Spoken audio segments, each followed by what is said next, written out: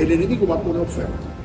No te ponga la oferta. Si tú estás claro que Dios te llamó a tu respeto, si tú estás claro que Dios te llamó al ministerio, si tú estás claro lo que Dios te dio, no caigan en el error del enemigo, porque el enemigo te puede poner algo que está bien en el punto de vista legal, en el punto de vista moral, o sea, está bien, pero basado desde el punto de vista de hacer la voluntad de Dios, no está bien.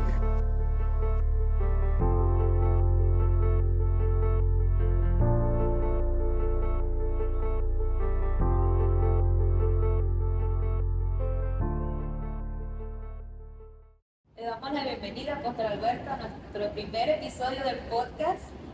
Oye. El responsable de esto es usted. Es un honor para mí poder tener esta oportunidad de conversar con alguien que tiene mucha sabiduría, que tiene una gran trayectoria y que aparte de eso es nuestro Padre espiritual, nuestro guía. El Señor lo escogió para instruirnos a nosotros como iglesia. Amén. Y bueno, le damos la bienvenida. Cuéntenos sobre usted. Oye, gracias por invitarme, ¿no? Si soy el primero, oye, gloria a Dios. Yo venía un poquito corto en mi testimonio, venía como a los 20 años, venía de estar pasando muchas pruebas, muchas cosas fuertes de la vida, y ya con 20 para 21, o sea, me predicaron el Evangelio, me invitaron a la iglesia, pero fue en marzo del 1982, cuando tomo una decisión de hacer un viaje al crecimiento con un grupo de líderes de la Cruzada Estudiantil, y allá recibo a Cristo. O sea, 5 de marzo de 82. Ese año cayó Semana Santa, marzo cayó Semana Santa.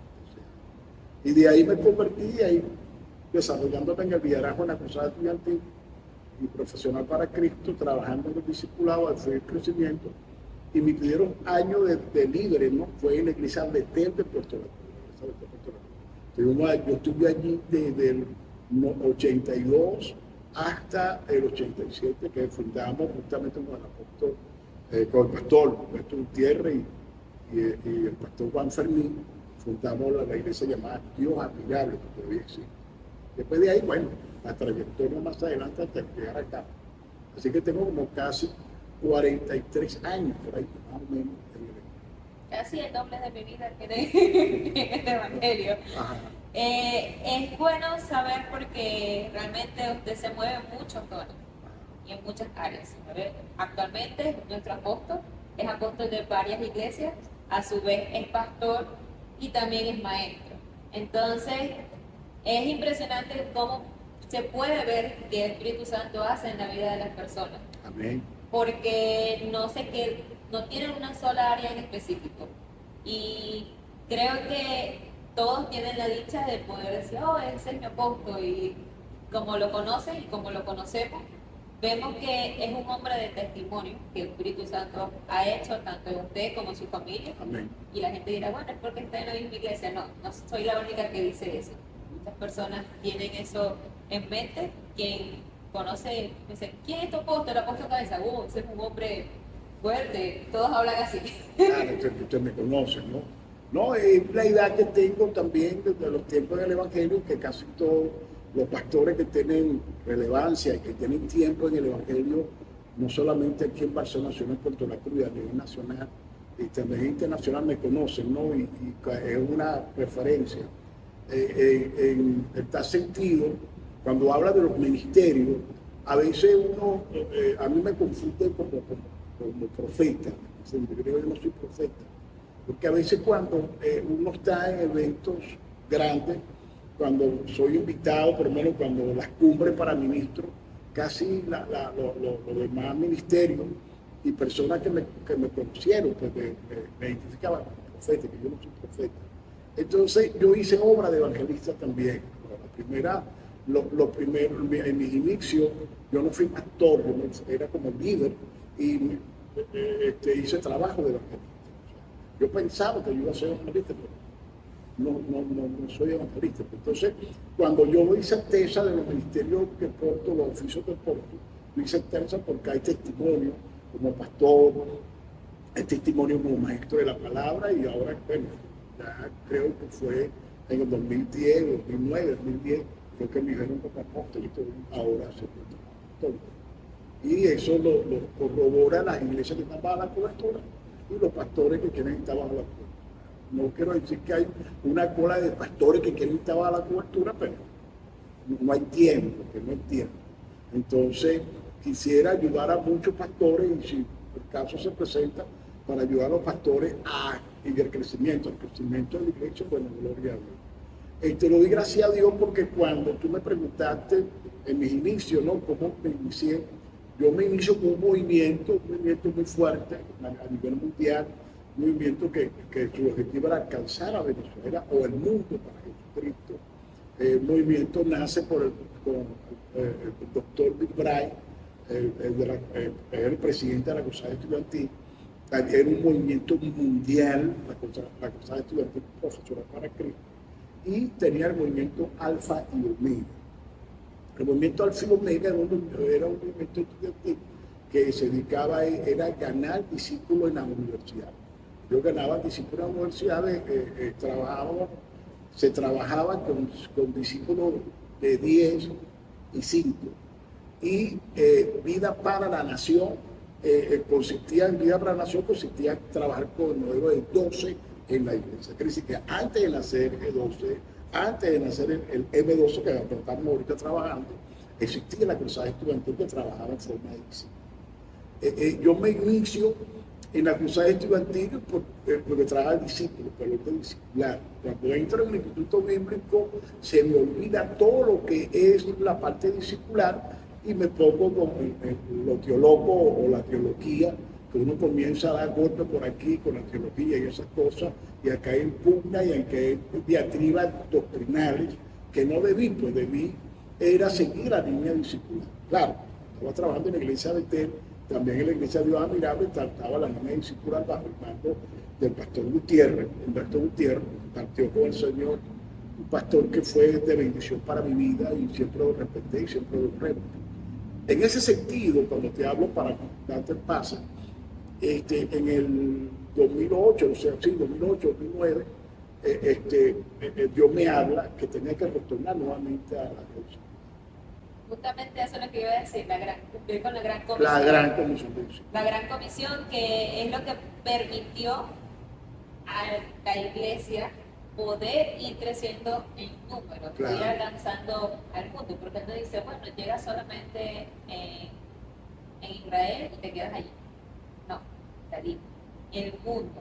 O sea, es la idea de poder que el evangelio no se quede encapsulado en un solo lugar, y no se quede con las personas con las que están actualmente, sino poder llegar a aquellos, porque el sacrificio no fue hecho solamente para un grupo de personas, fue hecho para todos. O sea, dio su vida por todos, no solamente por los que ya estaban. Así es. Yo me puedo calificar hoy por hoy.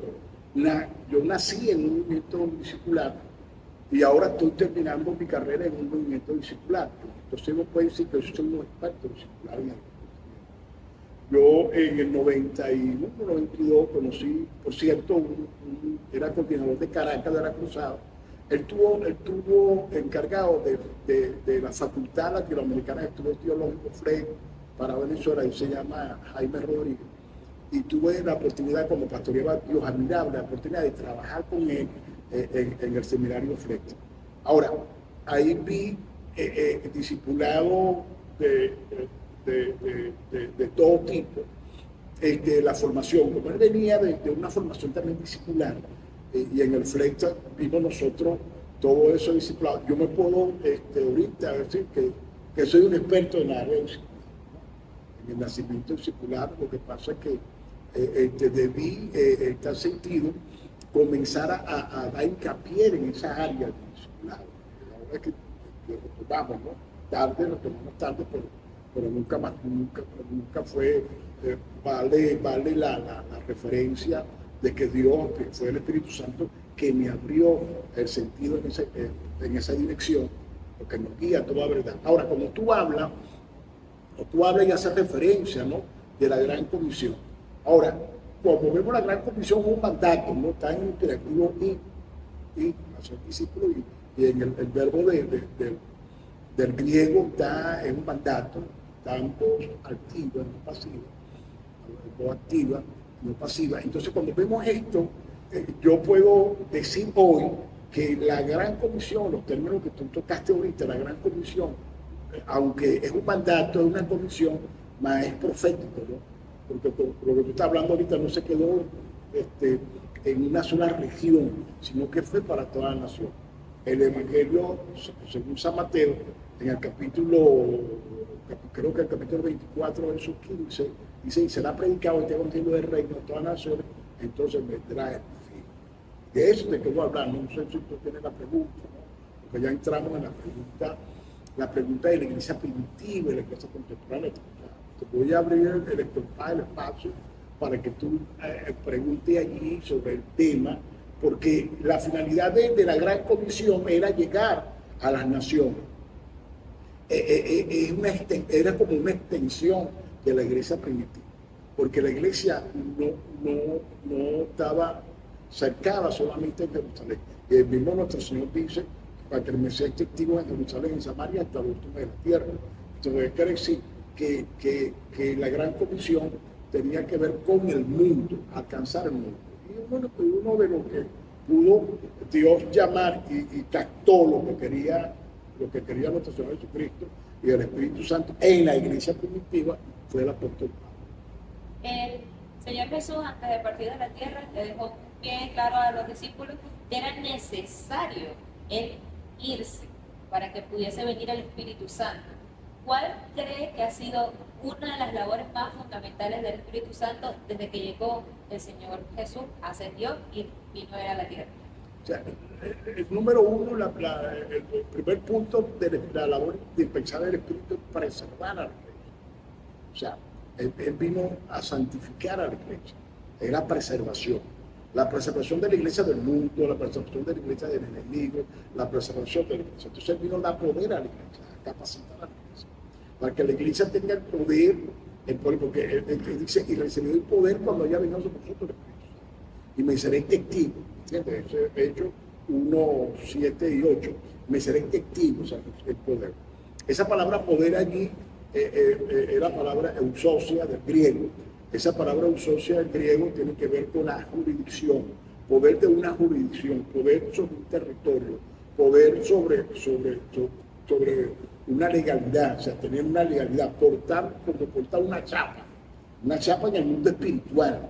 O sea, el poder que tuvieron los apóstoles en la iglesia primitiva fue un poder que se manifestó como lo podemos ver en el libro de los Hechos de los Apóstoles, toda la escritura paulina. ¿Okay? Ahí vemos el poder, la eusocia. El otro poder es dunami. Por el dunami hay 4 palabras del griego que define poder, pero la más usable es eusocia y dunami. Dunami es el poder cuando explota, cuando la iglesia se ve en manifestación, la manifestación. Que eso quiere decir que lo podemos llamar avivamiento. ¿Okay?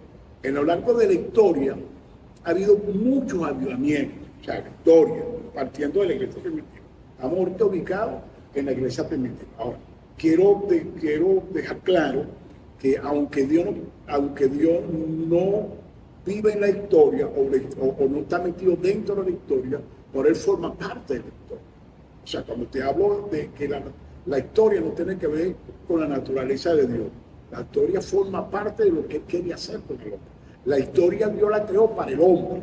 O sea, el marco le marca mudación al hombre.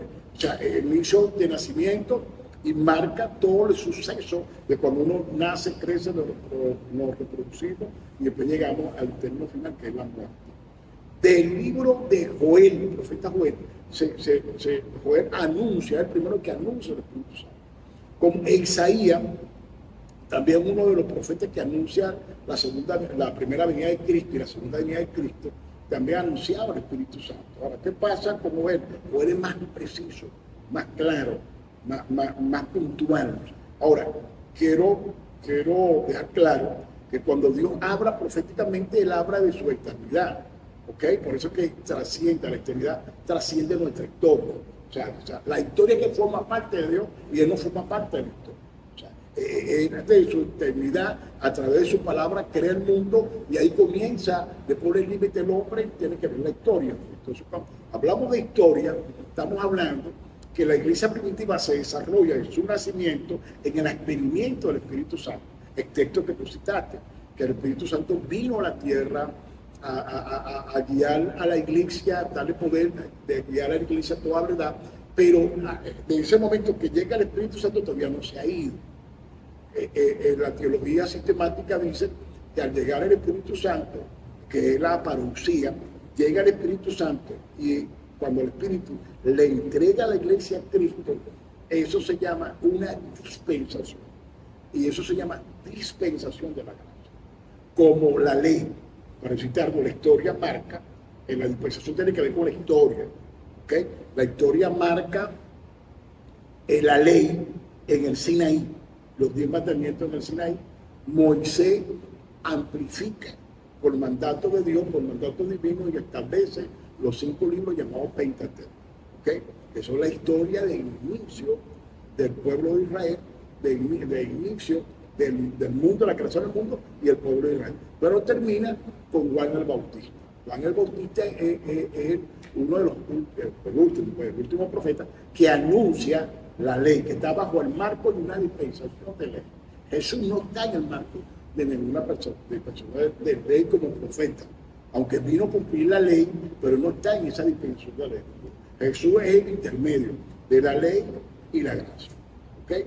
Entonces, él, por eso aquí dice, no lo voy a dar huérfano, encarga al Espíritu Santo, y por eso que el Espíritu Santo tiene la misión, y hay un atributo propio del Espíritu que es de santificar a la iglesia. Y él va a presentar a nuestro Señor Jesucristo, después te hablo de la segunda venida, por eso una venida tiene que ver con un acontecimiento de la segunda venida de Cristo. Él le va a presentar a nuestro Señor Jesucristo una iglesia santa, sin mancha, sin arruga y sin contaminación, porque la misión principal de él es de santificar a la iglesia.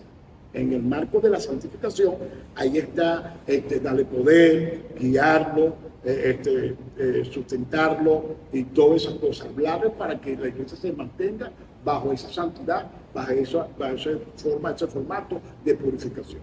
Cuando el Espíritu Santo desciende y bautiza a los que estaban esperando, a los que estaban reunidos, ellos estaban un grupo amplio de personas y quedó solo un grupo.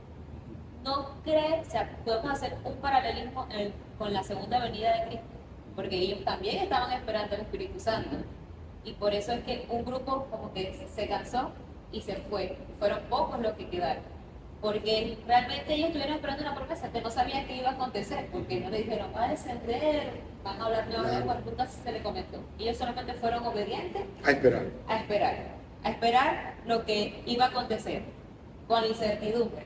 Y gracias a que ellos esperaron es que se da el inicio de la iglesia, porque allí es donde empiezan luego el discurso de Pedro y comienza la misión como tal.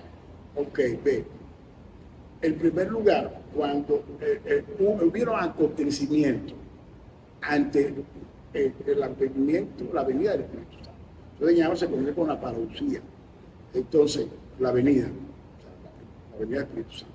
Entonces, ¿qué pasa? Que fueron 500 personas. Cuando el Señor resucita, se le apareció como por 40 días. ¿Okay? Se le aparece 3 veces a los discípulos que quedaron. Primero los que quedaban, porque la última vez que se le apareció a los discípulos, que lo destaca el Evangelio según San Juan, en el capítulo creo que el 20, que se le aparece 20 o 21, se le aparece. La última vez que Pedro lo lleva a pescar, se le aparece allí, habían 7. Pero después él lo recoge a todos, después hay 500 personas. O sea, no sé si el número 11 está completo, ¿okay? Los 11 están completos. Ya en ese tiempo, ya cuando nuestro Señor Jesucristo hace su ascensión a los cielos, ya Judas ya se había acabado, en tal sentido. ¿Okay? Entonces, ¿qué pasa? De esos 500, él da la orden, no salga de Jerusalén, no salga de lo alto, entonces va 120 en el aposento alto. Relativamente, si el auditorio que nosotros tuvimos allí, en Jerusalén, en Israel, eso que nos señalaron, ¿no? Que era el aposento alto, porque el día decía, bueno, esto es lo que se conoce como el aposento alto, ¿ok? Era relativamente pequeño. Es una cueva así, es relativamente pequeño. Para 120 personas es pequeño. El auditorio es así como tú ves Piedra Viva, lo que así que Piedra Viva lo tenemos allá en José así más o menos así. A 120 personas, okay, o un poquito más pequeño. Okay.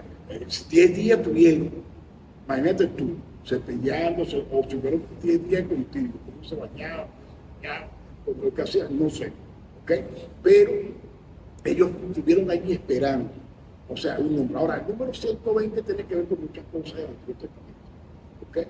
Entonces, ¿qué pasa? No podían ser 500, pero Pablo destaca que fueron 500 hermanos cuando él hace su ascensión a los cielos. Que lo saca afuera de Galilea y ahí hace. Y vimos la piedra. No sé si fue la piedra donde él subió, no sé. Pero tú sabes que eso lo tienen allí para cuestiones turísticas, ¿no? Y el mismo guía nos dice que no sea muy dogmático, no, que sea la piedra, que sea la... O este es el aposento alto, en el mismo día hay una clara situación que este es lo que se conoce, o más o menos le llega. Por aquí era. Una referencia. A dar una referencia y uno se hace un marco de que ahí sucedió. Ok, hablando de la venida del Espíritu Santo, cuando uno habla de la venida del Espíritu Santo, uno tiene que entender de que Él viene para hacer ese trabajo con la iglesia. Y vimos una iglesia primitiva desplegada en todos los sentidos. Pedro, Santiago, Juan en Jerusalén, otros apóstoles, porque casi la mayoría, la historia nos dice que casi la mayoría de los apóstoles, como Mateo, Tomás se fue a África, otros se fueron a naciones, a llevar el evangelio a naciones, y creo que algunos vivieron en esas naciones haciendo lo que llamamos antes como misioneros. Okay. Pedro nos dice que Pedro estuvo visitando a los judíos que tuvieron la dispersión. Estoy hablando en el marco de la iglesia primitiva. El tiempo de la iglesia primitiva nace con el advenimiento del Espíritu Santo. Creo que sucede como en el 40, 39, 38, 40, no sé la fecha ahorita, aproximadamente. Nace la iglesia primitiva, por ese orden, 35, 36, por ahí nace, y que está o sea, activa, una iglesia primitiva activa, predicando el evangelio y tomando naciones. Está como en el año 120, sí, después de la caída de Jerusalén, se mantuvo la iglesia primitiva. Después llegaron los ataques a la iglesia, eso está registrado en la historia de la iglesia, vinieron los ataques de la iglesia, la parte teológica, la parte ya, la estructura de los libros canonizados, vinieron todas estas cosas.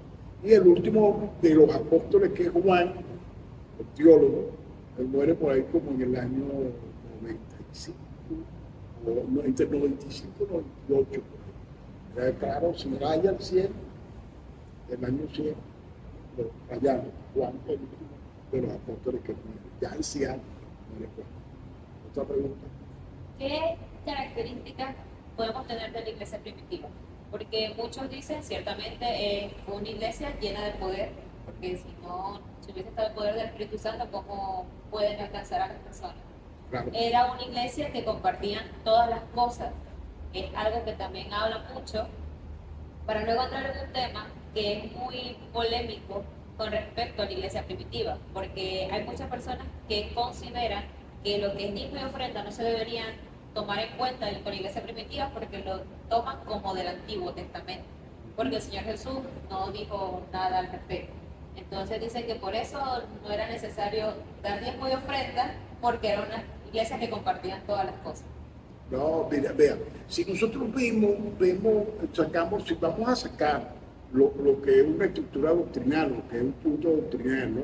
sobre la economía bíblica, lo llamo economía bíblica, esto le llama mayordomía. Estos más que todo son iglesias de corte pentecostal, iglesia de corte dogmático, y también viene de personas que interpretan mal las escrituras. Porque si yo voy a tomar la iglesia primitiva, porque no está a ver todo. La iglesia primitiva ponía todas las cosas, vendían todas las propiedades y lo ponían bajo los pies de los apóstoles. ¿Por qué no toman eso? Bueno, no de diezmo, pero vendió todo lo que tú tienes y ponen los pies. Vas a dar más del 100%. Exacto, ahí ven. Pues. Ahí le preguntaron, hicieron una pregunta que estos días vi por las redes, hicieron una pregunta a un pastor, pero otro hizo el desafío. O sea, que le hace la pregunta a ese pastor, le dice así, pero comprémoslo por la Biblia, pero un tono tanto de respeto. Comprémoslo por la Biblia si en el Nuevo Testamento la iglesia primitiva tiene. Y después le dice, bueno, ok, yo no te lo puedo comprobar, pero compruébame tú si no diezmo. O sea, búscame un texto cuando no dio diezmo. ¿Entiendes? O sea, cuando digan que el diezmo no se tiene que dar. No, claro, no hay nada. La única parte ahora, ¿qué pasa? Ahí hay varias tesis. Vamos a pegar la primera. La primera, muchos dicen que no diezma porque no se enseña, ¿no? Sino era la ley. Acuérdate que nuestro Señor Jesucristo vino a cumplir la ley de los profetas y él enseñó que el obrero es digno de su salario. El que predique el evangelio viva el evangelio. Se estableció 5 principios, que el primero es la primicia, no es el diezmo, es la primicia. El segundo es la ofrenda, tercero es el diezmo, cuarto es la siembra, quinto es la generosidad. Eso está en la Biblia. Y la Biblia dice cada uno de como propósito en su corazón. No como tristeza promesa, porque Dios ama la gloria. ¿Qué pasó con la iglesia evangélica? Sería una pregunta en cuanto a la parte de la finanza. Porque la iglesia anglicana, la iglesia metodista, la iglesia presbiteriana, la iglesia bautista, estas iglesias y también los hermanos adventistas son duros en cuanto al tiempo y la ofrenda. O sea, hay iglesias pentecostales, de la familia pentecostal, que yo no lo hago, que te dice, sabe cuánto tú te ganas y sabe cuánto tú tienes que declarar, cuánto tú ganas y cuánto tienes que diezmar, y dan sobre personalizado. Pregúntame, ¿cómo es eso? ¿Cómo es eso? Que dan un sobre personalizado y que sabe que la administración revisa y sabe que si tú te ganas, por lo menos, para decirte algo, $2,000 mensuales, digo, gloria a Dios, sabes que tú tienes que dar 200. Claro. Y no lo vas a dar del bruto, no es neto, sino del bruto. ¿Okay? Después vamos a grabar para otra oportunidad, vamos a grabar esa parte. Entonces, está claro. Entonces, los fariseos diezmaban, ¿okay? Ellos diezmaban. Ahora, cuando se habla, porque en la iglesia, Pablo recoge ofrendas, la mentalidad de la iglesia primitiva no es igual a la mentalidad de la iglesia contemporánea. Ya te voy a aclarar eso. La mentalidad de la iglesia primitiva es una iglesia dadivosa, dadora. Cumplía primero con lo que tenía que ver con el sostenimiento de viuda de la iglesia para sostener a viuda y una serie de requisitos que la iglesia sostenía, ¿okay? Que la iglesia sostenía y que la iglesia tenía un porcentaje para impulsar lo que era la obra misionera. Estamos hablando de la iglesia primitiva, ¿okay? Ahora, la iglesia contemporánea, mayormente estas iglesias pentecostales, no vamos a poner por ejemplo la iglesia pentecostal, sino que ellos no dan énfasis en lo que es el diezmo, la ofrenda, la siembra y la primicia. O sea, de aprender para educar al pueblo, para llevarlo a esa manera, porque ahí uno recibe beneficio. Yo no doy porque me hace falta, porque yo doy porque sale de mi corazón, y yo doy porque recibo beneficio del dar, y me complace el dar, y es una gracia el dar. Entonces, cuando vemos esto, vamos a hablar de mentalidades. Ahora, ¿qué mentalidad le quedó a la iglesia suramericana? O sea, estamos hablando de centroamericana y suramericana.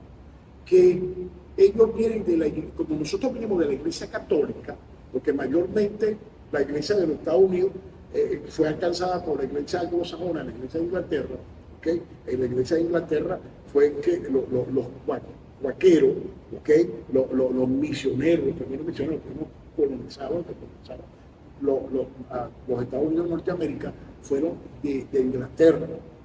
Estos fueron los cuáqueros, los templadores. que fueron los que colonizaron, que empezaron a colonizar y fueron los que le dieron movimiento a esa gran nación. ¿Sí? Eso está en la historia. Entonces, esta gente, como venían de Inglaterra, ellos firmaban y enfrentaban. Ahí salen toda esta estructura de lo que te estoy diciendo, de todas estas iglesias que manejan lo que es el diezmo y la ofrenda dentro de la iglesia. Ahora, la iglesia latinoamericana, algo así, los centroamericanos, la iglesia suramericana, venimos del voto de miseria de la iglesia católica. Pregúntame, ¿cómo es eso? ¿Cómo es eso? Bueno, ok. Tú te acuerdas, no sé si tú te acuerdas, yo creo que tú no te acuerdas. Cuando yo iba a la iglesia católica, me acuerdo, la iglesia de la Santa Cruz allá en Puerto La Cruz, venían los monaguillos con una bolsa larguísima. Claro que me acuerdo. Ellos decían, ay, el bruto de pobreza, el bruto tal. Y era la limona. La limona. O sea, porque para mí eso cuando leí limona, por esa limona de la mentalidad judía o la mentalidad como enseñó la iglesia primitiva, no era la misma limona que nosotros teníamos hoy. Entonces, cualquiera, como los pobres iban a la iglesia católica y daban, los curas no hacían nada, porque ellos eran sostenidos, número uno, el sostenimiento económico de la iglesia católica en Venezuela, cuando ellos comenzaron a funcionar en Venezuela, venía de Roma, del Vaticano, y número dos, eran del mismo gobierno. ¿Por qué? Porque se firmó lo que se llamó la ley del concordato. Esa ley del concordato no creo que fue en el 91 con el Vaticano. O sea, cuando ellos aceptaban, la nación aceptaba que viniera lo que se llamaba el nuncio apostólico, que era el embajador del Vaticano en Venezuela, ¿okay? Y Venezuela, ahí fue un estado, se llama un estado canónico. Tiene un nombre que le da acceso a la Iglesia Católica, ser la religión oficial del Estado. O sea, esa parte, entonces, el concordato. Entonces se firmó el concordato, entonces el gobierno tenía la obligación a través del Congreso, ¿me entiendes?, de darle una partida a la Iglesia Católica. Entonces, eran dos cosas. La Iglesia Católica, por lo menos, mayormente no necesitaba del diezmo de la ofrenda. Y tú te acuerdas, no sé si ustedes se acuerdan, y los que me van a escuchar tienen que acordarse, que a veces grandes iglesias, grandes parroquias, o sea, iglesias parroquiales, se hicieron con verbenas. Por lo menos hubo un cura más por punto de historia de Puerto La Cruz, yo lo conocí, Antonio de la Vaca, no sé cómo se llama. O sea, él conocido popularmente como el Padre Quinto. El Padre Quinto fue el que inventó el asunto de los animalitos. Esa es la historia que hizo el asunto de los animalitos, esa broma. Bueno, esa es la historia. El Padre Quinto. El juego como para hacer la iglesia. Y también la iglesia. Yo no critico eso. O sea, la ayuda del gobierno y todas esas cosas. Entonces, bajo ese concepto de la limona, de la mentalidad del latino, que no tenía poder adquisitivo, se crea esa parte. Y en lo conceptual de la conciencia de la persona que tiene que haber aquí duro, que es tacaño, no ven con buenos ojos los diezmos y las ofrendas. Muchos dicen, no, que tú vas a alimentar al pastor. Por lo menos, una vez en estos días vieron, no, que esa persona, esa camionetota que tiene, es porque se roban los diezmos y esas cosas. Los diezmos no dan para eso. Que la gente, yo no sé lo que tiene la gente en eso. Para que tú veas, vamos para ir ajustando acá. Entonces, para ese concepto, ok, la iglesia hoy por hoy, y muchos hermanos mayormente de iglesias pentecostales que tenían esa idea, porque caían en falsa doctrina, se llama lo que es economía bíblica, que está establecido desde el Antiguo Testamento al Nuevo Testamento. ¿Ves tú que Abraham, antes que Leví, que era que recibía los diezmos, dice Pablo, antes que Leví naciera, Abraham dio los diezmos a Melquisedec? ¿Okay? Ellos están de acuerdo con el Antiguo Testamento. Ahora, si el pueblo de Israel y los patriarcas diezmaban, y la iglesia entonces no va a diezmar lo que va a dar. O sea, aquí me van a dar un paquete de harina para. Hermano, o sea, ¿cómo se paga esto? ¿Cómo construimos? O sea, entonces se construye y pagamos los recibos de luto, esas cosas son lo que entra en la construcción de los hermanos. Ahora, bajo una mente No, yo voy a decir una mente criminal. Bajo una mente criminal, en el sentido de tacañería, o sea, bajo una mente así, claro, no lo va a hacer. Y el otro punto que para darte el paso ahorita, que quería tocar sobre esto, muchos dicen que es la escuela de Pablo. Pregúntame, ¿cómo es esa escuela de Pablo? ¿Cómo es esa escuela de Pablo? Te extrañaste. Ajá, ok. Ve, el apóstol Pablo cometió un error. Pregúntame, ¿cuál fue ese error? ¿Cuál fue ese error? El error fue que cuando él funda la iglesia en Corinto, cuando llega a Grecia y funda la iglesia de Corinto, él no le enseña a Corinto lo que se llama, el pacto financiero, o lo que llamamos la ofrenda, el diezmo, la ofrenda, lo que llamamos eso. No le enseñó. Entonces, yo no sé, él dice no le enseñó, pues vio algo raro, no sé. No le enseñó algo. Lo único que toca en 1 Corintios 16, la ofrenda para Jerusalén. Porque en los tiempos de Claudio, eso está registrado en el libro de los Hechos, la profecía fue hecha por Apolo, Apolo no, el profeta Gabo, que en los tiempos de Claudio estaba Claudio César gobernando Roma, el emperador de Roma, vino un hambre para todas las naciones, vino un hambre. Entonces, como Corinto era un puerto muy bendecido, y las iglesias en Grecia eran muy bendecidas, Pablo hizo una colecta para mandar a Jerusalén. Entonces, eso está registrado, nunca lo registra en el libro de los Hechos, en el tiempo. Él marca en el crono, él habla sobre el crono, dice, esto sucedió en el tiempo de Claudio, cuando Agabo profetiza sobre un hambre que venía. Entonces, Pablo manda, eso fue lo único que se ve en la primera carta, pero en la segunda le dedica cuatro capítulos de finanzas, 7, 8, 9, 8, 9, 10 y 11. Corrido sobre finanzas. Hay sobre finanzas que está registrado, el que le quiere buscarlo, buscará. ¿Qué hizo Pablo? Pablo aclara y dice que cuando estuvo en 1 de Corintios, dice, robé, despojé, en 2 de Corintios, a otras iglesias para predicarle a ustedes el evangelio de balde, gratis. Cuando dice despojé, el original dice robé. Ahora, ¿quién sostuvo a Pablo los 18 meses que tuvo en Corinto? Predicando el evangelio de su sinvergüenza, porque no mantuvieron a Pablo. La iglesia de los filipenses, la iglesia de Macedonia. Por eso es que cuando tú ves Filipenses 2 y 2 de Corintios 8, tienen similitudes. Filipenses, no, creo que el 3, tienen similitudes los dos, porque lo escriben al mismo tiempo.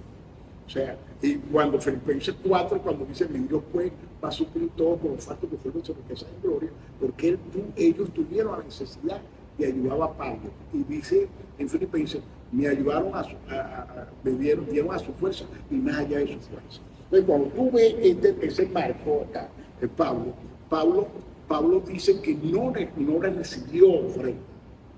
Y él dice claramente, esa fue mi gloria con la gente acá y con esa gente. Esa fue la gloria que no me recibió.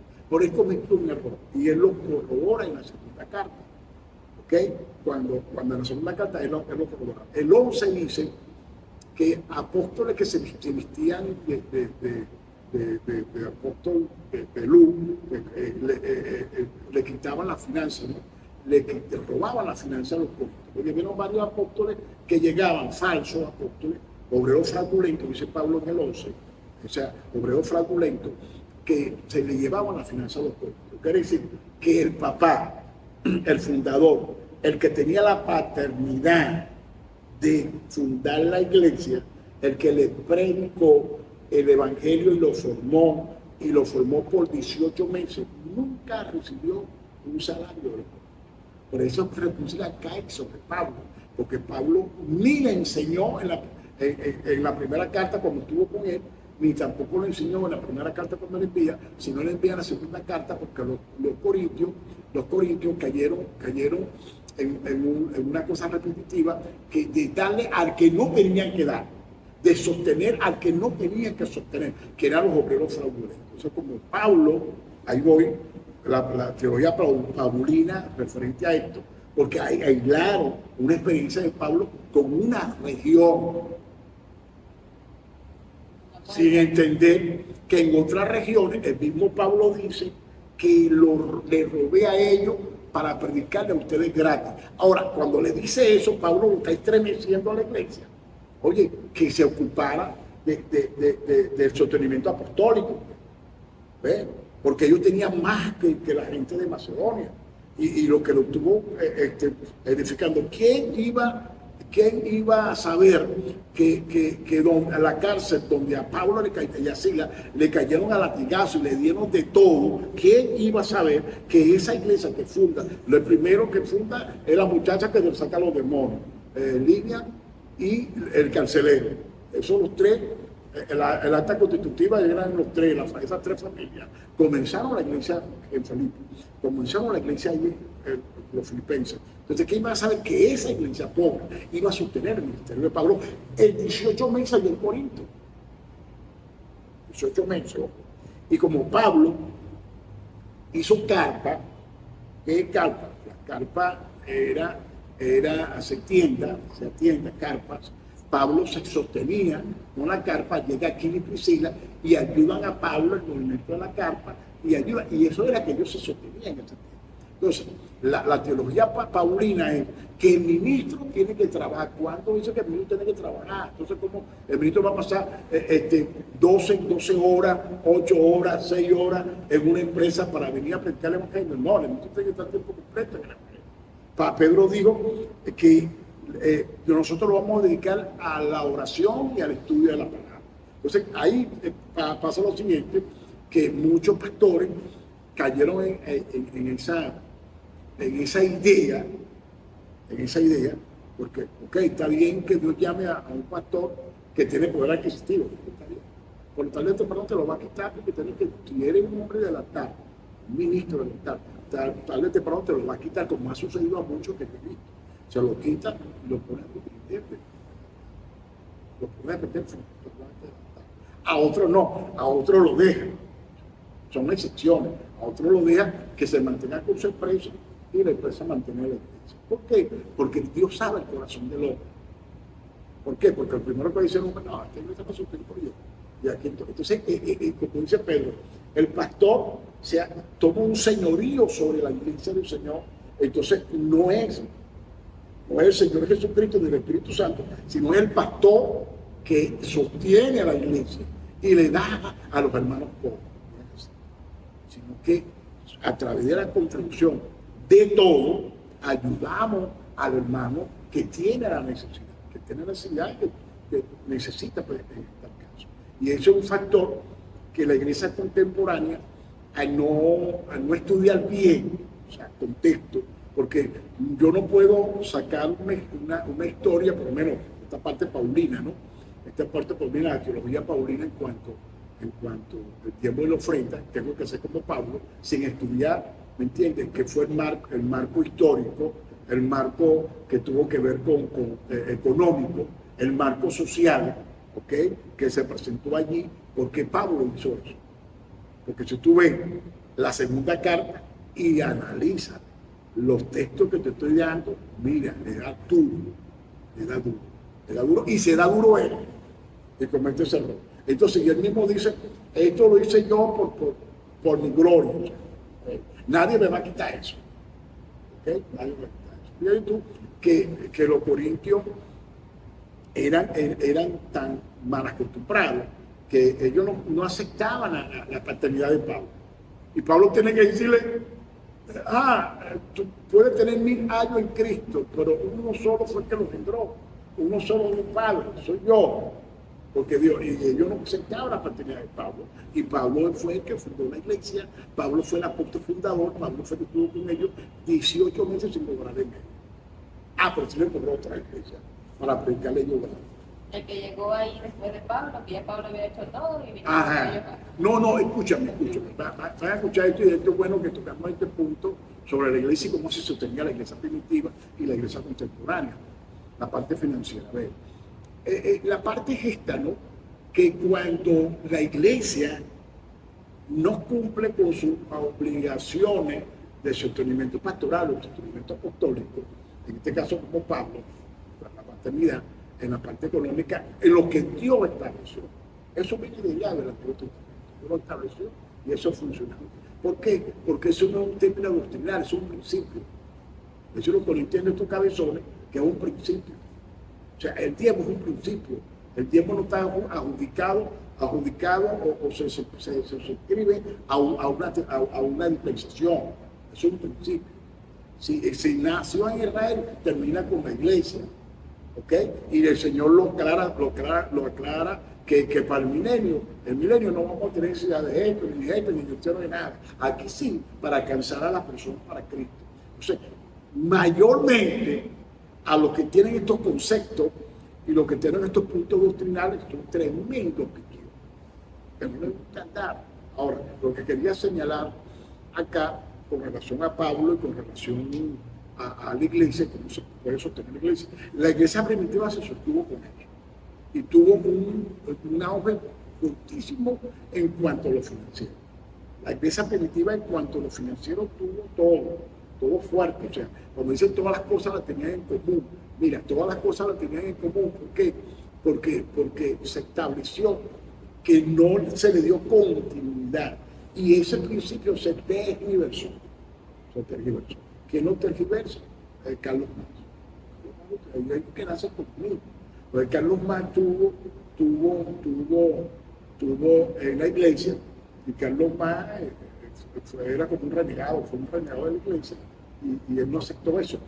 Pero él saca el principio del comunismo de todas las cosas en común, el principio bíblico, que hay principios bíblicos que lo pueden tergiversar para hacer una cosa que no es. Ahora, el principio está bien, pero la finalidad está mal, o la praxis está mal. Porque todos los apóstoles daban todo, soltaban todo.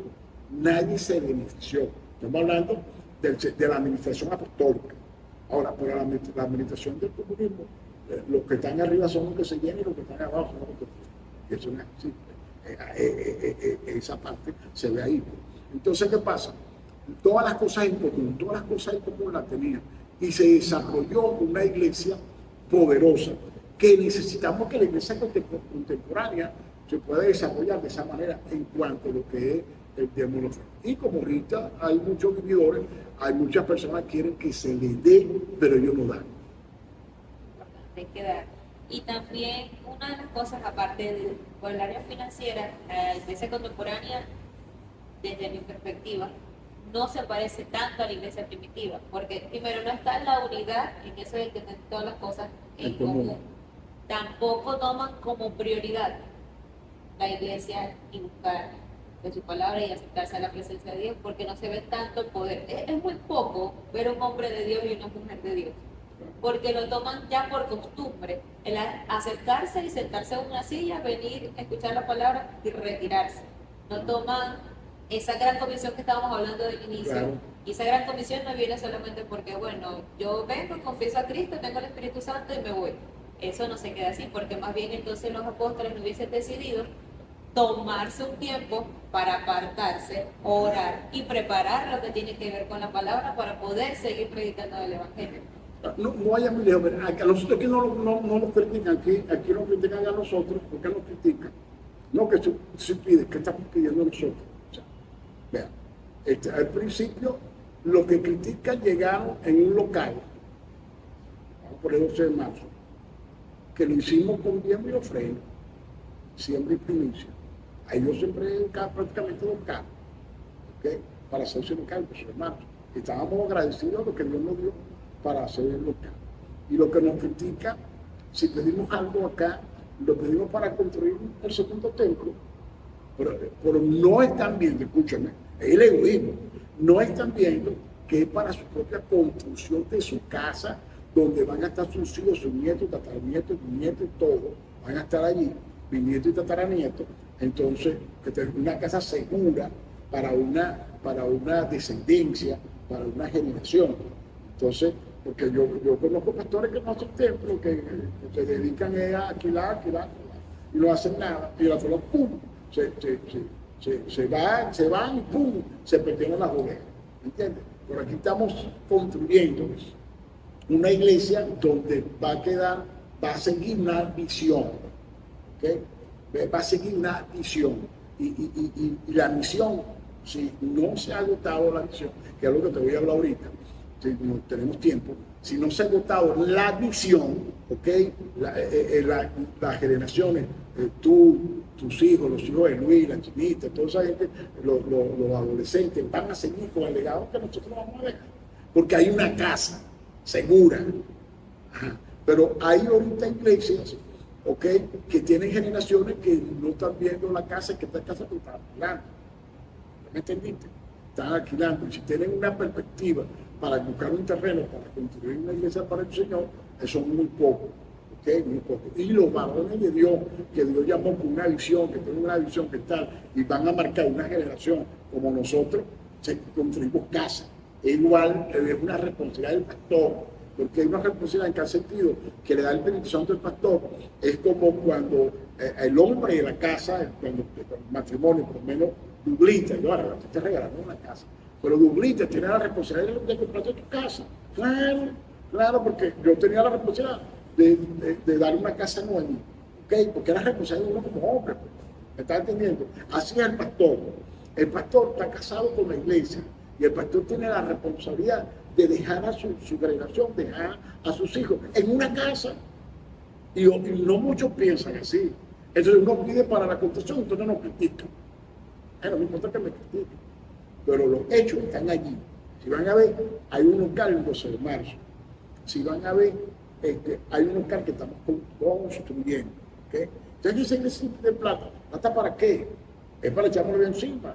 Yo podía tener una ahorita, una runa, no la tengo porque todos los hemos vestido, Dios lo pide para acá, vamos a echarlo para acá, vamos a darlo para acá, vamos para acá. ¿Por qué? Porque eso mismo no se lo va a llevar. Pablo dice, nada hemos traído, nada vamos a sacar. Mientras tengamos sustento y abrigo, estamos contentos con esto. Yo estoy de acuerdo ahí con Pablo. Entonces, todo lo que tenemos lo estamos sembrando. Y de seguro, mis hijos espirituales, cuando hablo de mis hijos externos, ellos están sembrando. Cuando vienen a los congresos son los que siembran duro. Y vemos la bendición de cómo Dios ha hecho milagros en este tiempo financiero en la vida de esa familia que han sembrado para el congreso, que han sembrado para la construcción, que han sembrado para muchas cosas para nosotros. Porque ellos ven como yo siembro con ellos. O sea, si yo siembro, yo voy a cosechar. ¿Okay? Es la ley de la siembra y la cosecha. Es un principio. La ley de la siembra y la cosecha no lo puso allí porque a Dios le pasó ponerlo allí, no lo puso el hombre, lo puso Dios. Y el hábito, un hábito de siembra, de diezmo y ofrenda, eso es una siembra, es una ley de la siembra y la cosecha. El diezmo está catalogado como una siembra. El diezmo venía a probar nuestra fidelidad. ¿Okay? Nuestra fidelidad, ¿okay? No darlo porque es impositivo, no, que es una obligación. Y aquí el que diezma, diezma, el que no diezma. El que no diezma no se lo pierde y el que no ofrenda se lo pierde. ¿Okay? Ahora, tú me preguntarías, yo lo hago. Diezmamos a nuestro apóstol, le damos a nuestro apóstol lo que damos y cuando tenemos que ser para soprar. Para ver tu motor, que estamos construyendo allá el 12 de marzo, son siempre mías. Que nadie me ha dado un medio para hacer lo que estamos haciendo nosotros. ¿Okay? Entonces, esos son siempre mías. Entonces, ¿qué pasa? Yo me ocupo en lo que tiene que ver con la iglesia del Señor, con el templo de Dios, que nosotros podamos estar como esto. ¿Cómo pagamos nosotros esto? Pero ahorita lo estamos pagando 3, 4 personas. Por eso es que vamos a 12 de marzo, para lo que estamos pagando aquí, llevarlo allá y terminar la construcción. Claro, vamos a terminar nuestra construcción. O sea, es Dios. Cuando tú te empeñas, un padre de familia, aquí vamos a hablar de un padre de familia que se empeña a crear su casa para sus hijos, a comprar su casa para sus hijos, a ahorrar para comprar la casa para sus hijos. Es un padre de familia responsable. Un pastor que se empeña a construir la iglesia para sus ovejas es un pastor responsable. Eso es lo que somos nosotros. Okay. Ahora, en ese marco que quería la otra pregunta, es que la iglesia contemporánea tiene que ubicarse para eso. La iglesia primitiva contribuye a qué. La otra parte que se vendió en los años 60, 50 y 60 se vendió, que Cristo venía pronto para que íbamos a construir iglesia que se iba a caer hasta Cristo. Te digo eso. Pregunta ahí. Como apóstol, como padre de la casa, sé que muchos pastores van a estar viendo este podcast y tal vez puedan sentir esa frustración en el sentido de que en estos tiempos se está haciendo muy complicado el crecimiento de la iglesia por el afán del dinero, por lo complicado que es con las diferentes olas de movimientos que se están manifestando para estos años y pueden sentirse frustrados. Usted como padre, ¿qué consejo daría para poder mantener a los que están actualmente y poder alcanzar a aquellos que están perdiendo? Ok, lo que es historia, la historia bíblica nos enseña también. Todas las epístolas pastorales nos enseña un marco de tanto como el ministro, tanto como el líder, tanto como la oveja, se preocuparon, ¿entiendes?, por la cosa del mundo y se ubicaron en el mundo. Ahí está Pablo dice, oye, amó más al mundo que al Señor. Se fue al mundo, a trabajar por las cosas del mundo.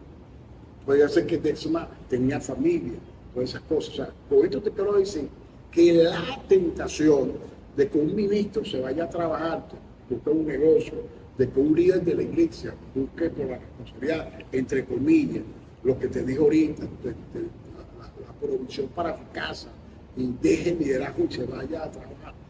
Esa oferta siempre se va a presentar. El enemigo siempre va a presentar oferta. Una de las cosas que no me acordé y tampoco anoté, cuando Dios me llamó, que escuché la voz de Dios audible, fue que Él me decía al Espíritu Santo que el diablo me iba a poner oferta. Pero Él quería que yo le siguiera. Y hubo, ya te lo digo por esto, porque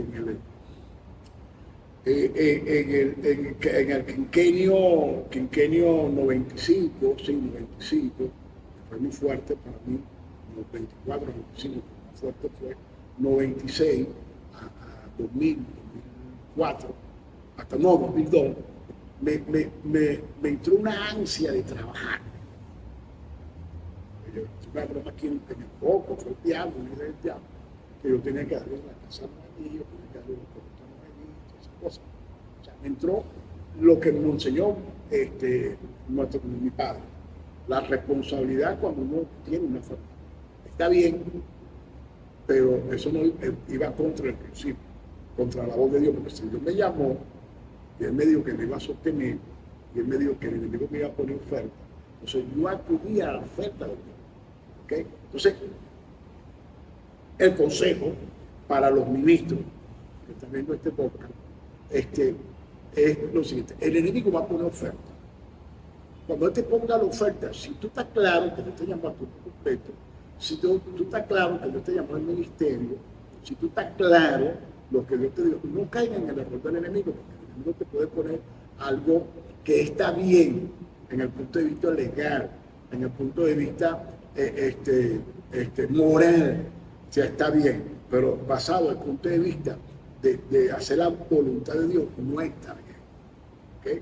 Lo que el diablo le presentó a Eva estaba bien de un punto de vista, de la codicia, de un punto de vista de por qué no, vamos a explorar. Pero tuvo mal de un punto de vista porque quebrantó una ley de Dios, quebrantó una palabra de Dios que Dios le había dado a Adán y Adán se la había dicho a ella. O sea, quebrantó la palabra de Dios y la palabra sobre su esposo, la palabra del que le dijo al esposo y la palabra del que Dios le dijo al esposo. Entonces, ¿qué pasa? Cuando Dios nos da a nosotros una palabra directa, que escuchamos la voz de Dios, mira, no, yo pasé más hambre que una ferretería, me dieron más palos que una gata y ladrona. ¿Por qué, el Espíritu Santo? ¿Por qué?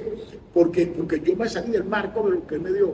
Por eso, escúchame, mi consejo para ustedes, y lo doy con los dos dedos, mi consejo para ustedes es que si Dios le habló, anote bien lo que Dios le dijo, pero tú me enseñó mi ejemplo, te doy un consejo.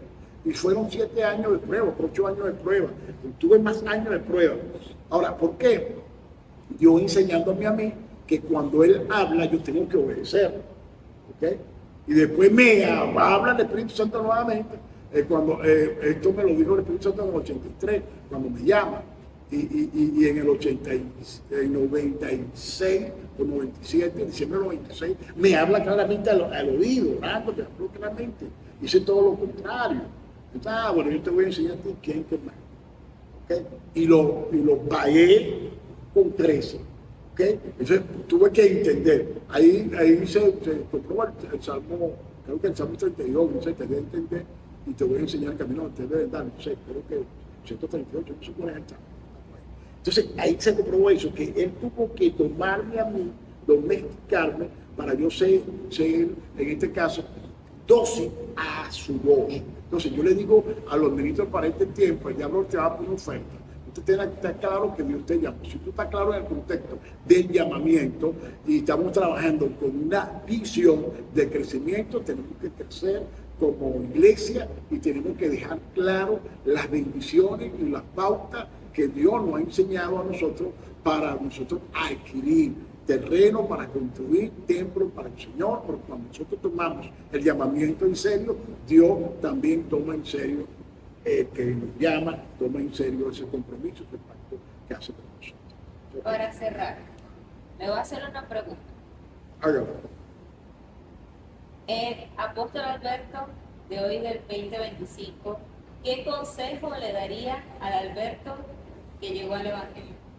Oye, muchacha, una pregunta no revienta coco. Mira,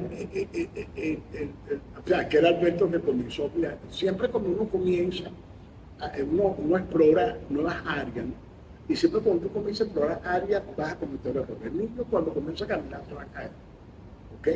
Se cae, el consejo para acá, para que era Alberto, es que ahorita en 2025 uno es maduro, uno ya ha pasado pruebas, pasó todo, es que uno tiene que obedecer. De ahí tengo una filosofía, la aprendí. Hay dos cosas que nosotros aprendemos en la vida, dos cosas. La enseñé, eso me vino por el Espíritu. Hay dos cosas que aprendemos en la vida. La primera es aprender de los errores de los demás. La segunda, aprender de nuestros propios errores.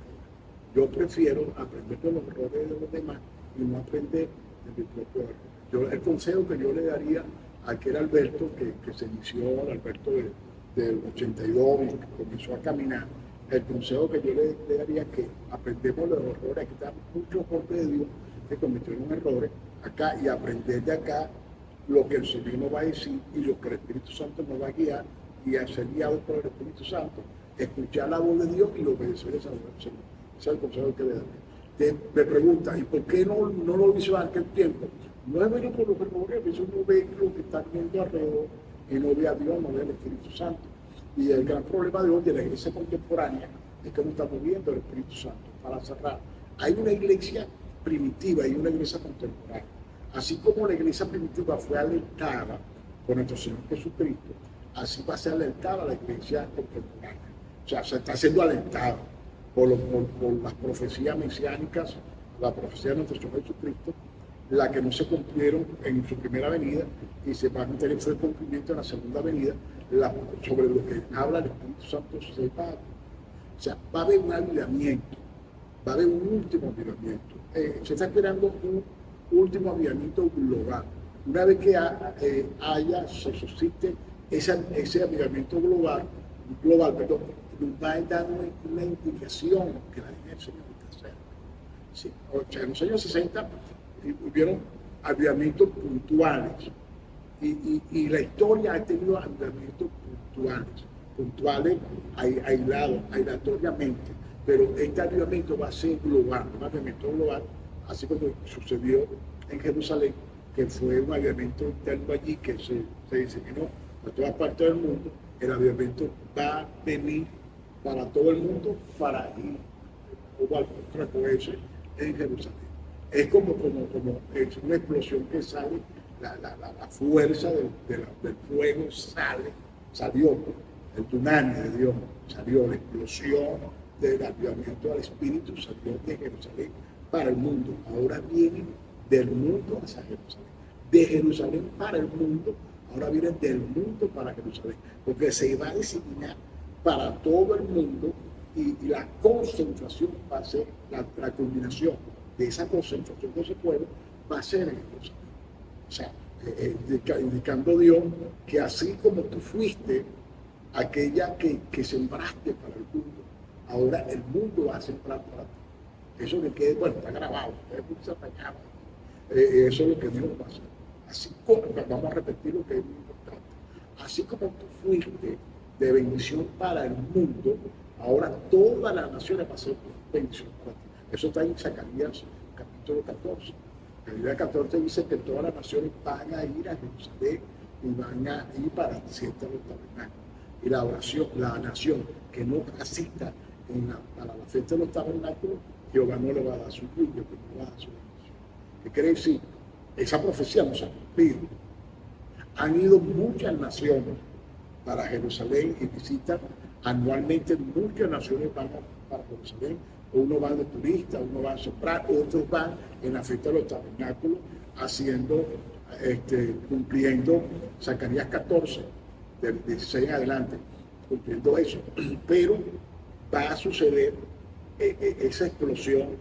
O sea, las naciones van por turismo, pero no llevan una palabra, una unción específica, así como Jerusalén fue para toda la tierra, para Samaria y hasta lo último de la tierra, porque comenzamos con el profético, una otra, por eso es una profecía, pues así va a concluir, las naciones van a ir llevando ese fuego y llevando esa bendición de parte de nosotros.